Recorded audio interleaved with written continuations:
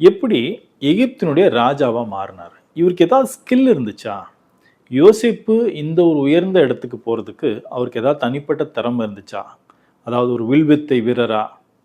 அல்லது போர் திறமைகள்? அல்லது பேசக்கூடிய திறமை? அல்லது சண்டை பிடிக்கிறதுக்கு நல்ல பலசாலியான மனுஷனா?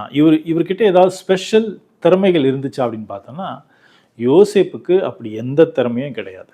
ஆனா, அவர் எப்படி ஒரு தேசத்துக்கே ராஜாவாக மாற முடிஞ்சது அப்படின்னா, அதுக்கு முதல் காரணம் அவர் தேவனுக்கு பயந்து நடக்கிறவரா இருந்தார். இன்னொரு காரியம்தான் அவர் அங்க உயர்த்தி கொண்டு போச்சு. அதுதான் அவர் கண்டுபிடிச்ச ஒரு புது கண்டுபிடிப்பு. அது என்ன கண்டுபிடிப்பு அப்படின்னா, யோசேப்புக்கு முன்னாடி இருந்த நபர்கள், அதாவது ஆதாம்ல இருந்து யோசேப்பு வரைக்கும் இருந்த அத்தனை மனுஷங்களுமே ஆதாமை தவிர்த்து நிறைய பேர் எப்படிப்பட்டவங்களா இருந்திருக்கிறாங்க அப்படின்னா, பெண்கள் அப்படின்னு வரும்போது அந்த ஒரு பாவத்தை எல்லாரும் ரொம்ப ஆர்வத்தோட, சந்தோஷமா, விருப்பத்தோட, ரொம்ப வேகமா போய் இந்த பாவத்துக்குள்ள எல்லாரும் ஈடுபட்டாங்க. எப்படி? லாமேக்கு அப்படின்னு ஒருத்தர் இருப்பார். அவர் முதல் 2 பெண்களை கல்யாணம் பண்ண நபர் பைபிள்ல அவர் தான். அவருக்கு தான் தோணுச்சு, ஒரு பெண்ணை கல்யாணம் பண்ணி அவள் மனைவியாக இருக்கும்போது இன்னொரு பெண்ணையும் தனக்கு மனைவி ஆக்கிக்கலான்ற யோசனையே அவருக்கு தான் வந்துச்சு. அதுக்கப்புறம் தான் ஒரு நபர் ஒன்றுக்கு மேற்பட்ட பெண்களை தன்னுடைய மனைவியாகவும் மறுமனையாட்டிகளாகவும் வைப்பாட்டிகளாகவும் இன்னும் விபச்சார பாவத்துக்கு ஏற்ற மாதிரி கூட அவங்கள யூஸ் பண்ணுறதுக்கு ஐடியாலஜி வந்ததே யார் மூலமாக அப்படின்னா, இந்த லாமேக் மூலமாகத்தான். இப்போ இதுக்கப்புறம் தான் நிறைய மக்கள் கோடி கோடியாக ஐநாடுவாங்க கேட்டிங்கன்னா, இந்த பாவத்துக்குள்ளே போயிட்டே இருப்பாங்க.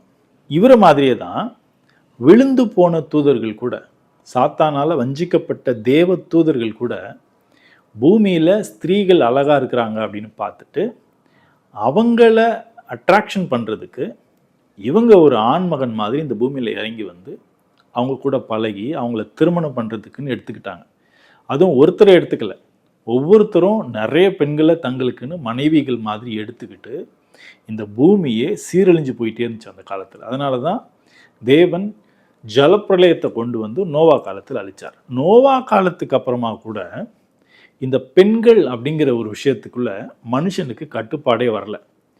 நோவா காலத்துக்கு முன்னாடி தூதர்கள் பெண்களை தேடி வந்து தப்பு செஞ்சாங்க. அதாவது தேவன் நிர்ணயம் செய்யாத, தேவன் அனுமதிக்காத ஒரு எல்லையை தாண்டி போய் ஒரு தப்பு செஞ்சது, ஒரு பாவத்தை செஞ்சது. இது தேடி போய் செய்கிற பாவம். இதுக்கப்புறம் நோவாக்கு அப்புறம் வரக்கூடிய காலத்தில் பெண்கள் எந்த ஒரு ஊர்லேருந்து இன்னொரு ஊருக்கு வந்தாலும் அந்த ஊருக்குள்ளே இருக்கிறவங்க அந்த குடும்பத்தோடு அப்படியே பிடிச்சிட்டு போயிடுவாங்க. பிடிச்சிட்டு போய் அந்த ஆண்களெல்லாம் கொண்டுட்டு அந்த பெண்களை எடுத்துக்குவாங்க. இது நீங்கள் எங்கே படிக்கலாம் அப்படின்னா, ஆதியாகமம் 12ஆம் அதிகாரத்தில் ஆபிரகாம் அவர் குடும்பத்தோட கானானுக்கு போகும்போது எகிப்தில் மாட்டிக்குவார். அப்போ எகிப்தில் அவங்கெல்லாம் என்னை கொண்டு வாங்கன்னு சொல்லி சாராள் கிட்ட, நான் உனக்கு சகோதரன் அப்படின்னு சொல்லிடு அப்படின்னு சொல்லி வைப்பார். அந்த ஒரு விஷயத்தினால தான் அவர் அங்கேருந்து காப்பாற்றப்படுவார். இது ஒரு வகையான மனுஷங்களுடைய செயல். இப்போது யோசேப்பு எப்படி இந்த பாவத்திலேருந்து தள்ளி நின்னார் அப்படின்னு பார்த்தோம்னா, யோசேப்பினுடைய ஃபேமிலிக்குள்ளேயே இந்த பாவம் இருக்கும். எந்த அளவுக்கு இருக்கும் அப்படின்னா, யோசேப்பினுடைய முற்பிதாக்கள் ஆப்ரஹாமே இந்த பாவத்துக்குள்ளே இருந்திருப்பார். எப்படி? ஆப்ரஹாமுக்கு ஒரே ஒரு மனைவி தான், அது சாராள். ஆனால் சாராளுக்கு பிள்ளை பெற்று கொடுக்க முடியாத ஒரு நிலைமையில் இருந்ததுனால இந்த சாராள் ஆபிரகாமுக்கு ஆகார் அப்படிங்கிற ஒரு எகிப்திய அடிமை பெண்ணை அவருக்கு மனைவியாக கொடுப்பாங்க. ஓகே, ஆபிரகாம் தான் சாராளை ரொம்ப நேசிக்கிறார் தானே, அப்போ இந்த பெண்ணை அவர் தொடாமல் இருந்திருக்கலாம் இல்லையா? ஆனால் அவர் என்ன பண்ணியிருப்பார்? அந்த பெண்ணை தொடுவார். அந்த பெண்ணோட சேர்ந்ததுனால அவங்களுக்கு இஸ்மயேல் அப்படின்னு சொல்லி ஒரு பையன் பிறப்பான். இந்த பையன் ஆபிரகாமுக்கும் சாராளுக்கும் அந்த குடும்பத்துக்கே ரொம்ப மன நோவாக இருப்பான். ரொம்ப ஒரு கஷ்டம் கொடுக்குற பையனாக இருப்பான். சாராளுக்கு பிள்ளை பிறந்ததுக்கு அப்புறம் கூட இந்த ஃபேமிலிக்குள்ள இஸ்மயில் ரொம்ப தொல்லை கொடுக்குறவனா இருந்ததுனால ஆபிரகாம் என்ன பண்ணுவார்? சாராளை விட்டுட்டு ஆகாரையும் அவன் பிள்ளையும் தனிச்சு இருக்கணும் அப்படின்னு சொல்லி செட் பண்ணி அனுப்பிச்சிருவார். இதை சொல்கிறதே தேவன் தான். அவளை நீ வெளியில் அனுப்பிடு அப்படின்னு சொல்லுவார். இப்போது தேவன் இணைத்த ஒரு ஃபேமிலியாக இருந்திருந்தா எதுக்காக ஆபிரகாமை விட்டு இந்த ஆகார் குடும்பத்தையும் அந்த பிள்ளையையும் தனியாக பிரித்து அனுப்பணும்? அப்போ தேவன் இணைச்சதை தேவன் பிரிப்பாரா அப்படின்னு கேட்டிங்கன்னா தேவன் பிரிக்க மாட்டார். மனுஷன் இணைச்சது தேவனுடைய திட்டத்திற்கு தொல்லையாக இருக்குமானால், தடையாக இருக்குமானால் அதை தேவனே பிரிப்பார். அப்படி தான் பிரித்தது. ஆபிரகாம் ஃபேமிலியில் இன்னொரு தவறும் இருந்துச்சு. ஆதியாகமம் 25ஆம் அதிகாரம் வசனங்கள் 1-5 வரைக்கும் நீங்கள் வாசிச்சிங்க அப்படின்னா, ஆபிரகாம் கேத்தூரால் என்கிற ஒரு ஸ்திரீயையும் கல்யாணம் பண்ணியிருந்தார். அவங்களுக்கும் நிறைய பிள்ளைகள் இருந்தாங்க. ஆபிரகாம் என்ன பண்ணுவார், ஈசாக்கு ரொம்ப சின்ன வயசாக இருக்கும்போதே கேத்தூராலுக்கும் அவளுடைய பிள்ளைகளுக்கும் நிறைய வெகுமதிகளையும் பரிசுகளையும் கொடுத்து கிழக்கே கீழ் திசைக்கு போகும்படி அனுப்பிடுவார். ஏன் அனுப்பணும்? ஈசாக்கு வளர்ந்தா அந்த பிள்ளைகளால் ஈசாக்குக்கு பிரச்சனை வரும் அப்படின்னு பயந்து, நல்லா புரிஞ்சுக்கோங்க, பயந்து இந்த பெண் இனிமே இங்கே இருந்தால் நம்முடைய வாக்குத்தத்தமான பிள்ளைக்கு தொல்லையாக இருக்கும் அப்படின்னு சொல்லி பிரித்து அனுப்பிடுவார். ஓகே, கேத்துரால் கூட அவர் சேர்ந்ததுனால அவர் பிள்ளைகளுக்கு பிறந்தாங்க. ஓகே, ஆபிரகாம் ரொம்ப பரிசுத்தமானவர், தேவனுக்கு சிநேகிதர் அப்படின்னு நம்ம வாசிக்கிறோம். அப்படிதான் நம்ம நம்புகிறோம். வேதம் அதை தான் நம்மளுக்கு சொல்லிக் கொடுக்குது. ஆனால் இப்படிப்பட்ட நபர் கூட அவருடைய இன்னொரு பக்கத்தில் பலகீனமானவராக இருந்திருக்கிறாரு. ஆபிரகாமுக்குள்ளேயும் இன்னொரு ஸ்திரீ அப்படிங்கிற ஒரு விஷயத்தில் ஒரு சிறிதளவு இச்சை இருந்திருக்குது. அதனால தான் அவருக்கு இவ்வளவு பிரச்சனைகளும் இவ்வளவு சுச்சுவேஷனும் வந்தது. ஓகே, ஆபிரகாம் சாரால் மூலமாக பெற்றெடுத்த பிள்ளைகிட்ட மட்டும்தான் அவருக்கு நிம்மதி இருந்துச்சு. இந்த மற்ற 2 பிள்ளைகளும் அவருக்கு தொல்லையாக இருந்துடக்கூடாதுன்னு தான் என்ன பண்ணார்னா அவர் பிரித்து அனுப்புனார். ஓகே, ஆபிரகாமுடைய பிள்ளை ஈசாக்கு, இவர் ஒரே மனைவியோடு தான் வாழ்ந்தார். இவருடைய லைஃப்பை நீங்கள் ஷார்ட்டாக எடுத்து பார்த்தீங்க அப்படின்னா இவர் லைஃப்பில் எந்த ஒரு தொல்லையிலுமே இவர் சிக்கலை. ஏன்னா இவர் கடைசியாக வாழ்ந்து சாகிற டைமில் கூட வாய்க்கு ருசியாக சாப்பிட்டுட்டு செத்து போகிற அளவுக்கு தேவன் இவர் ஆசீர்வச்சிருந்தார். ஏன்னா இவர் அவ்வளவு ஒரு ஒபீடியன்ஸ் இவர்கிட்ட இருந்துச்சு. இவர் 2 மனைவியெல்லாம் கட்டிக்கல. இவருக்கு 2 பிள்ளைங்க பிறந்தாங்க, யாக்கோபு, ஏசா. அதில் ஏசா வேட்டையாடுறவனாகவும் வன சஞ்சாரியமாக இருந்தான் அப்படின்னு போட்டிருக்கோம். ஆனால் ஏசா அம்மா அப்பாவுக்கு கீழ்ப்படியாதவனாக இருந்தான் அப்படின்ற மாதிரி இல்லை. இன்ஃபேக்ட் அவன் போய் இஸ்மேலுடைய ஸ்திரீ ஒருத்தியை கல்யாணம் பண்ணிட்டு வருவான். அது எதுக்காக அப்படின்னா, இந்த அம்மா அப்பா என்னை ஆசீர்வதிக்காமல் போனதுனால அதுக்கு பழி வாங்கிறதுக்காக செய்கிறேன்னு சொல்லுவானே தவிர்த்து நேரடியாக ஈசாக்கை தாக்கவோ அல்லது ஈசாக்குக்கு வேறு ஏதாவது உடல் ரீதியாக தொல்லை கொடுக்குற மாதிரியோ ஏசாவுடைய லைஃபு அந்த இடத்துல கிடையாது. அப்போ கடைசி வரைக்கும் ஈசாக்கு எப்படி வாழ்ந்தார் பார்த்தீங்கன்னா, நிம்மதியாக வாழ்ந்துட்டு போனார். ஆனால் யாக்கோபு அப்படி ஆப்போசிட். அவருடைய வாழ்க்கையில் 1க்கு மேற்பட்ட பெண்கள், எத்தனைன்னா 3 பெண்கள் அவருடைய வாழ்க்கையில் எக்ஸ்ட்ரா இருப்பாங்க. அவர் அவங்க மாமா லாபான் வீட்டில் போய் வேலை செய்வார். அங்கே ராக்கேல் அப்படின்னு ஒரு பெண்ணை விரும்புவார். ஆனால் ராக்கேலுக்கு மேலே லேயால் அப்படின்னு ஒரு பெண் இருப்பாங்க, அக்கா. அந்த ஊருக்காரங்க அக்கா இருக்கும்போது தங்கச்சிக்கு கல்யாணம் பண்ண மாட்டோம்னு சொல்லி இவருக்கு அக்காவை இவருக்கே தெரியாமல் கல்யாணம் பண்ணி வச்சுருவாங்க. அப்போ அவர் தனக்கு கிடைச்ச இந்த வாழ்க்கை போதுமானது அப்படின்னு நின்று இருந்தார் அப்படின்னா அவருக்கு ஒரு 4 பிள்ளைங்க பிறந்திருப்பாங்க. அதோட ஒரு வாழ்க்கை அப்படியே நிம்மதியாக ஓடி முடிஞ்சிருந்திருக்கும். ஆனால் அவர் தான் விரும்பின ராகேலை நான் அடைஞ்சே தீருவேன் அப்படின்னு சொல்லி திரும்ப 7 வருஷம் அந்த வீட்டில் வேலை செஞ்சு டோட்டலாக 14 வருஷம் லாபானுக்கு அடிமையாக இருந்து ராகேலையே கல்யாணம் பண்ணிக்குவார். ஓகே, ராகேல் கல்யாணம் பண்ணி வந்த உடனே இந்த லேயாளுக்கு குழந்தை பிறக்கிறது நின்றுடும். இந்த லேயால் என்ன பண்ணுவாங்க, இவங்களோட வேலைக்காரி ஒருத்தங்க இருப்பாங்க, சில்பால், அவங்கள கொண்டு வந்து இவளை நீ மனைவியாக வச்சுக்கோ அப்படின்னோடனே இவர் உடனே அவங்க கூடயும் சேருவார். அதில் இவருக்கு சில பிள்ளைகள் பிறப்பாங்க. ராகேலுக்கு பிள்ளைகளே பிறக்காமல் இருப்பாங்க. அவங்க என்ன பண்ணுவாங்க, ஓ எனக்கு போட்டியாக இன்னொருத்தி வேறு இதுக்குள்ளே வந்திருக்கிறாளா, நானும் என்னோட வேலைக்காரியை உனக்கு தர்றேன்னு சொல்லி ராகேலுடைய வேலைக்காரியையும் யாக்கோபுக்கு மனைவியாக கொடுப்பாங்க. அவருக்கும் சில பிள்ளைகள் பிறப்பாங்க. இப்படி பிள்ளைகள் நிறைய பேர் யாக்கோபுக்கு பிறந்ததுனால யாக்கோபினுடைய கடைசி காலம் எப்படி இருந்துச்சு அப்படின்னு பார்த்தீங்கன்னா, ரொம்ப வருத்தத்துக்குரிய ஒரு வாழ்க்கையாக இருந்துச்சு. யாக்கோபு அவங்க மாமனார் லாபானை விட்டுட்டு திரும்ப கானான் தேசத்துக்கு போகலாம் அப்படின்னு சொல்லி திரும்பி வரும்போது தான் அவருக்கு யோசேப்பும் அவருடைய தம்பியும் ஒன் பை ஒன்னாக பிறந்திருப்பாங்க. இப்போது இந்த யாக்கோபு 4 மனைவிகளை வச்சுருந்தாரு. அந்த 4 மனைவிகள் மூலமாக வந்த பிள்ளைகள்னால அவருக்கு எவ்வளவு தொல்லை இருந்துச்சுன்னு தெரியுமா? அதில் ஒரு தொல்லை என்னென்னா, ரூபன் அப்படின்னு ஒருத்தர் அவருடைய அப்பாவுடைய மறுமனையாட்டிக்கிட்டே போய் தவறு பண்ணுற அளவுக்கு அவர் வளர்ந்துருவார். அப்போ இந்த மாதிரி பிளஸ்ஸிங் ஓகே, அப்போ இந்த மாதிரி தொல்லைகள்லாம் தேவன் ஏற்படுத்தி வைக்கிற ஒரு குடும்பத்துக்குள்ள, ஒரு குடும்ப சூழலுக்குள்ள நடக்குமான்னு கேட்டிங்கன்னா நடக்காது. யாக்கோபு தனக்கு கிடைத்த ஒரு மனைவி போதும் அப்படின்னு நிறுத்தியிருந்தால் இந்த சிக்கல் இன்னைக்கு வந்திருக்காது. அவருடைய மனைவி வேலைக்காரியை கொடுக்கும்போது நான் இப்படி இந்த தவறுக்கு உடன்பட மாட்டேன் அப்படின்னு அவர் நின்றிருந்தா அவருக்கு இந்த சிக்கல் வந்திருக்காது. ஆனால் இது ஒரு தவறு அப்படின்னு சொல்லி தேவன் சைடில் இருந்தே எந்த ஒரு கற்பனையோ பிரமாணமோ கட்டளையோ கொடுக்கப்படாத காலகட்டத்தில் தங்களுக்கு தோன்றினபடியெல்லாம் இவங்க பெண்கள் அப்படிங்கிற ஒரு பாவம் வரும்போது இதுக்கு எந்த ஒரு கட்டுப்பாடும் இல்லை, நம்ம எப்படி வேணால் வாழ்ந்துக்கலாம், யாரும் நம்மளை கேட்க மாட்டாங்க, நம்ம பலி கொடுத்துட்டா தேவன் ஆசீர்வச்சிருவார், இந்த தாட்டோடையே வாழ்ந்துட்டே இருந்தாங்க. அந்த தாட்டுனால அவங்களுக்கு பின்னாடி வந்தது எல்லாமே அவங்களுக்கு தொல்லை தான். அவர் எங்கே போனாலும் அவருடைய பிள்ளைகள்னாலேயே பிரச்சனை. ஒன்றுக்கு மேற்பட்ட பெண்கள் அப்படிங்கிற ஒரு விஷயத்தில் யூதா அடிபட்டிருக்கிறார், ரூபன் அடிபட்டிருக்கிறார், யாக்கோப் அடிபட்டிருக்கிறார், ஆப்ரஹாம் அடிபட்டிருக்கிறார். இன்னும் தாவீது ஃபேமிலியில் எடுத்து பார்த்தீங்க அப்படின்னா, இது யோசேப்புக்கு அப்புறம் அவருக்கும் நிறைய மனைவிகள் இருந்ததுனால நிறைய பிள்ளைகள், அந்த பிள்ளைகளுக்குள்ளே வந்த போட்டி பிரச்சனை, அந்த போட்டி தாவீதையே அடிக்கிறதுக்கு வந்துச்சு. ஒன்று அப்சலோம் மூலமாக, இன்னொன்று அவனுடைய தம்பி அபினதாப் மூலமாக. இது ரொம்ப ஒர்ஸ்டான ஒரு இது.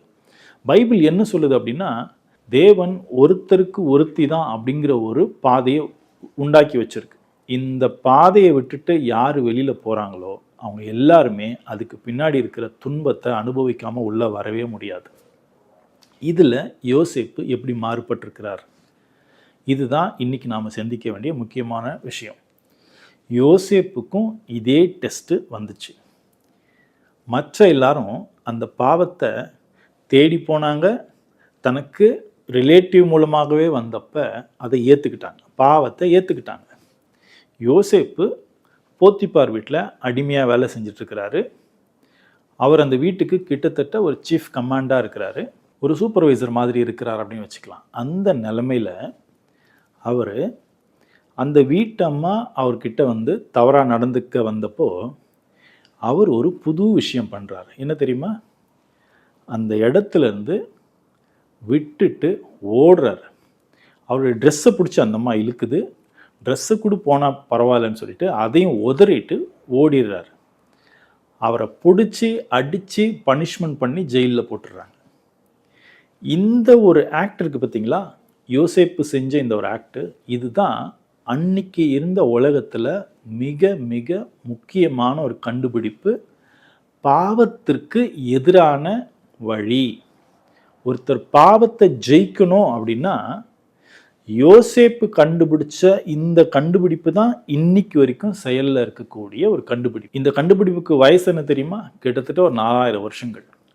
எவ்வளவு ஒரு பழைய காலத்தில், யாருமே சொல்லி கொடுக்காத ஒரு காலத்தில் பாவத்தை எப்படி ஜெயிக்கணும், பாவத்தை ஜெயிக்கிறது இதுதான் மெத்தட்னு யோசேப்பு அன்னைக்கு கண்டுபிடிச்சிட்டு அதை உடனே செயல்படுத்துனதுனால தான் தேவன் அவரை நேராக கொண்டு போய் அரியணையில் வச்சுட்டார்.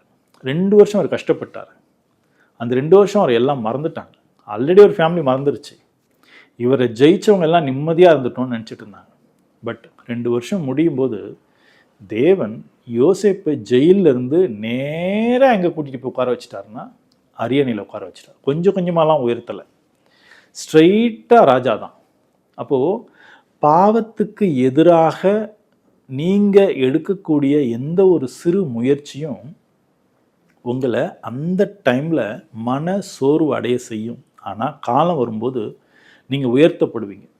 ஓகே பிரதர், யோசேப்பு அந்த பொம்பளைக்கு புத்திமதி சொல்லியிருக்கலாமே, நீங்கள் என் ஓனர் இப்படிலாம் நடந்திருக்கலாமே, இப்படி நடக்கக்கூடாதே, என்னை ஏன் இப்படி டார்ச்சர் பண்ணுறீங்கலாம் கேட்டிருக்கலாமே.